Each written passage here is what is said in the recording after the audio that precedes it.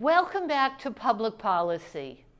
Last week I started to talk about the extreme polarization we are seeing in our country politically and around the world in terms of environmental conflict in particular. And you know, it's interesting, I have shared some of my history with you. I have had a lifelong passion for this topic, which I focused on in law school 30 years ago. And this course, the way it has designed, would have worked perfectly during the Clinton administration many years ago, because at that time, the Clinton administration embraced NCRP and integrated mandatory mediation, negotiated rulemaking. Much of what you're reading about in your shared assigned text was really nurtured during that administration. He was interested in downsizing and privatizing federal government in a variety of ways. And one of the ways he did that was to incorporate ADR into federal processes. At that time, and even after his administration, I was working with federal agencies as a private mediator and occasionally a facilitator of negotiated rulemaking. My primary federal clients were the U.S. Office of Personnel, where I did NCRP education for federal employees from all different agencies. And I also worked very closely with the Department of Interior in Colorado during this time. I was their mediator, I was their consultant, I was a team facilitator as they were dealing with the Clinton downsizing. You can imagine many people lost their jobs or were given golden handshakes and retired early. And the teams that were left were smaller. They felt ill-equipped to deal with what they had done before, and they needed to find new ways of designing processes to continue to provide quality public service. At that time, I still saw ethics officers, scientists, Department of Interior. I was working with a lot of scientists and engineers. If you know anything about them, you know that's all of our forestry management, all the dams throughout the country. They employ a lot of geologists, all types of scientists and engineers. At that time, even though they were traumatized by downsizing, still I felt that sense of public service and obligation. Since the economic bubbles of recent years in the United States, since the Bush administrations, and I'm certainly not here to point fingers at any of our political leaders, because it's much more complicated than that. That is part of the polarization that needs to be addressed. We simply can't pick, a scapegoat or two, even if it's a political party, and blame it on that. Because if you go deeper with these issues, you are going to find so many ways that NCRP can help people bridge these polarized debates. And even I would say 15, 20 years ago, I was being hired by government officials at all levels, city, county, state, as well as federal, who had belief that if they embraced NCRP processes, even with very angry, alienated communities, they could somehow find a way to work together. I just don't see that happening since the economic bubbles and our, polarized political process, the emergence of the Tea Party, just such nasty contention. And the reason I am mentioning this and sharing this with you today is because this is really an introduction to you about what is happening with environmental conflict resolution around the world. The federal level of government, I would say, and I will be focusing on this, I think it will probably be my last lecture. I want to talk a bit about Gandhi, of all people. He's not known as an environmentalist, but actually, if people studied and knew his whole vision, he was very much an environmentalist, as well as a liberator, a public policy, champion and warrior for India, for nonviolence. He was very much an environmentalist, and I want to share some of that whole vision with you, the last lecture, because I think you'll find it interesting and worth studying. But I also want to talk about the ONSPUD's role. For those of you who have not been introduced to the ONSPUDs in one of my basic NCRP classes, normally you get a chance to learn about the role in either NCRP 503 Ethics or 504 Theories with me. If you haven't had that chance, I really would encourage you to study that role, because I will be talking about it in my last lecture and encouraging some of you to consider that role. Not only the organizational ONSPUD, which is more of an organizational mediator, a full-time organizational mediator, but the classical traditional ONSPUDs, which is the impartial, independent investigator and publicizer, exposer of corruption within government systems. That's the role that Sweden originally used to create the ONSPUD's office. That is what I see is really needed at the federal level, the state level, the county, and the city level.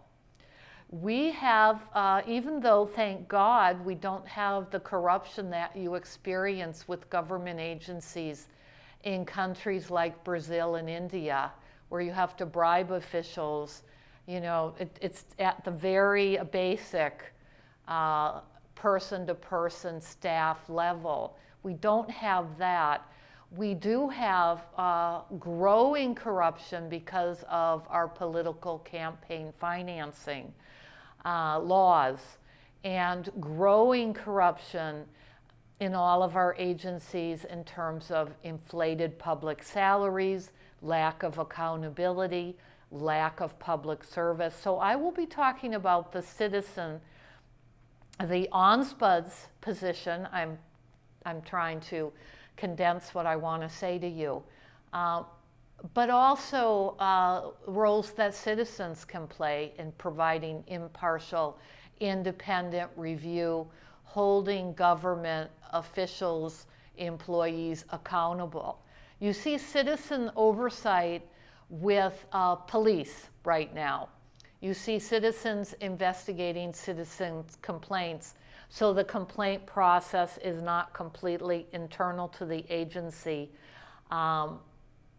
which is not impartial or independent in any way. We need to see more of that with all of our government agencies. I do not see NCRP playing the role that it's played in the past, but I do want to see those roles considered.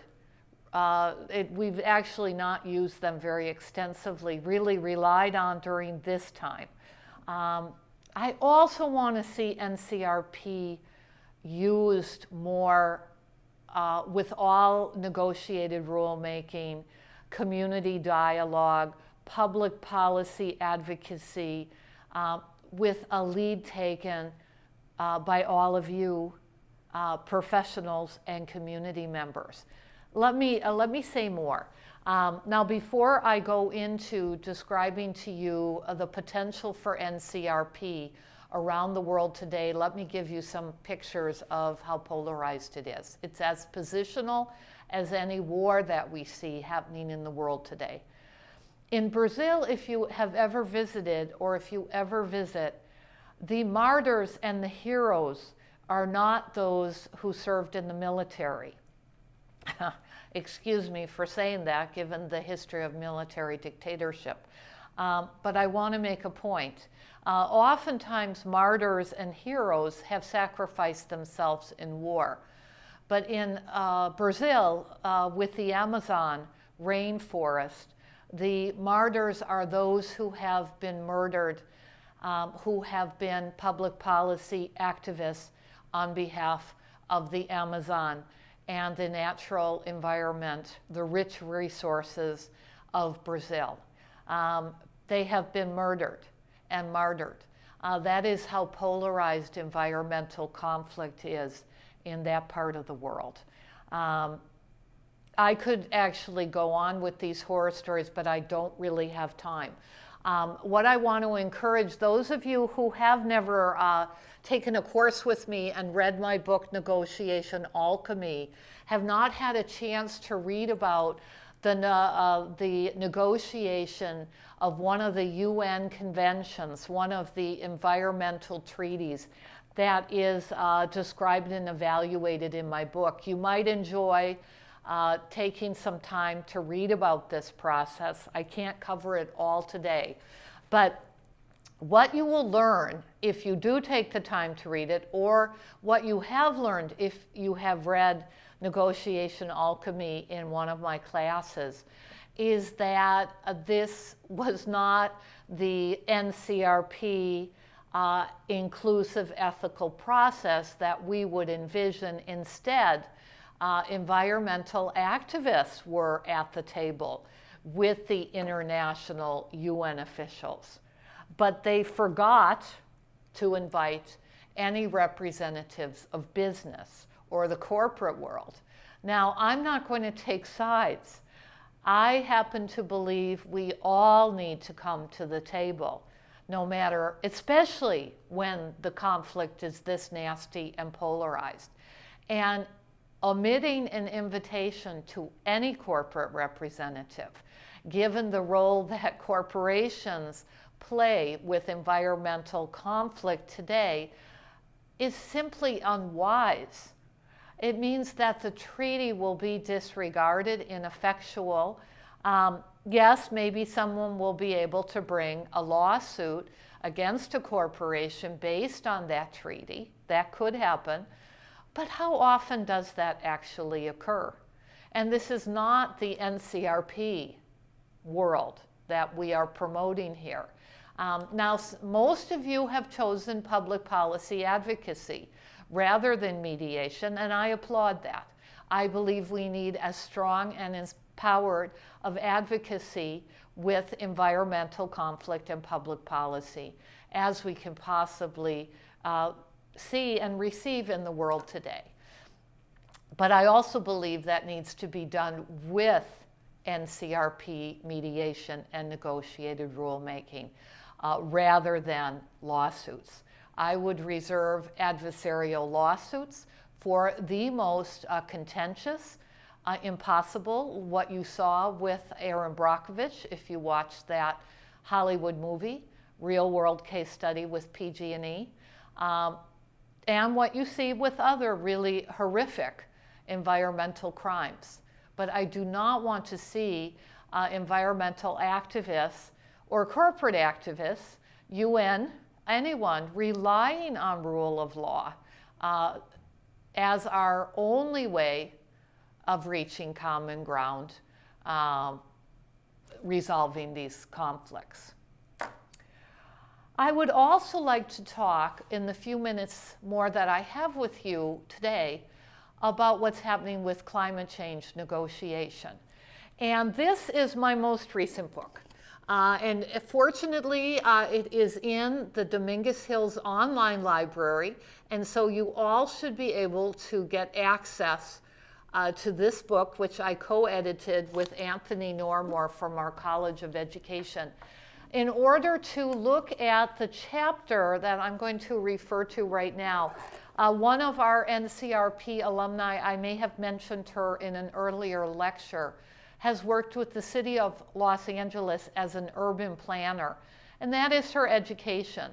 She is an environmental employee working with the city of Los Angeles. She's also a member of Mediators Beyond Borders. And Mediators Beyond Borders, several of you might enjoy checking out their meetings in Los Angeles. They meet all throughout the United States. I know they hold their conferences around the world. Istanbul is one of the places where they've held a gathering. They may also have meetings in other countries. I'm not that familiar, but you are certainly welcome to check them out. They have been attending climate change talks and negotiations as observers, as an NGO observer. And Jill was part of that contingency several years back. She was not at the most recent gathering. And in this chapter, which she labels Beyond Environment, Economy, and Equity, she talks about what she observed when she was at climate change talks. And I think it's important for you all to become aware of what's happening. As I said, it's not happening as much at our federal level within this country. It's not even happening domestically at any level of government in this country as much. The really potent process that is happening, the conflict process, is happening internationally and in other countries at the moment. Let me read the rest of the chapter title here to give you an introduction. Implementing power balancing and inclusive process for integrating our agreed framework of sustainability. Isn't that a wonderful title for an NCRP grad? She introduces the world to win-win, integrative bargaining, power balancing, inclusive process, all in one title. I love it. I was her co-author, her shadow writer on this chapter, and what we did together, she was the environmental climate change observer writer here, and I was the NCRP faculty expert who helped her introduce the potential that NCRP has to transform international NCRP. And it's limitless. There is nothing currently happening in these international processes that even looks like distributive bargaining. Win-lose bargaining, let alone win-win, integrative, mediated, facilitated, inclusive. It's just not present. There are not enough people within our international government structure, the UN and all its agencies, or within the nation-state representatives who have been introduced to or educated in NCRP. And the reason I'm telling you this is because every one of you has the potential to introduce so much, everything that you have learned during your NCRP education and that you continue to learn as you graduate and become involved with professional associations like the Association for Conflict Resolution, the International ONSBA's Association, Peace and Justice Studies, whatever you decide you're going to do, you must know that most of the people involved in these conflicts and these public policy processes are unfamiliar with everything you've learned. Even the basics of careful listening, active listening, reframing, analyzing who should be invited to the table for a sustainable agreement. None of this is present at the moment. And what you'll see if you go online and you find Jill's chapter, and this chapter 19 in this book, is our description and proposal of the many different possibilities that can help transform these processes. Now, let me just give you a quick picture of what historically has been going on, because I've worked with enough students from Right now, it's about 60 different countries, including those who are diplomats and nation state representatives, that I've heard the worst of what goes on. I heard years ago, US and some of the other Western countries, nation state representatives, simply decided to have closed door meetings and shut the door on some of the nation state representatives from the global south. Talk about creating a bad reputation, bad public global relations. They simply shut the door in their face. They weren't welcome into the talks. If you start to study some of the scholarship around climate change negotiations and other international discussions, you will see some of the critique that there has been no attempt at respectful, inclusive power balancing, the basics of what you learn in NCRP for ethical, effective process. Okay, well, I think I've given you enough of a picture. I hope some of you take the time to look at this. It's a little bit of extra reading, but it's quite illuminating. Have a great week.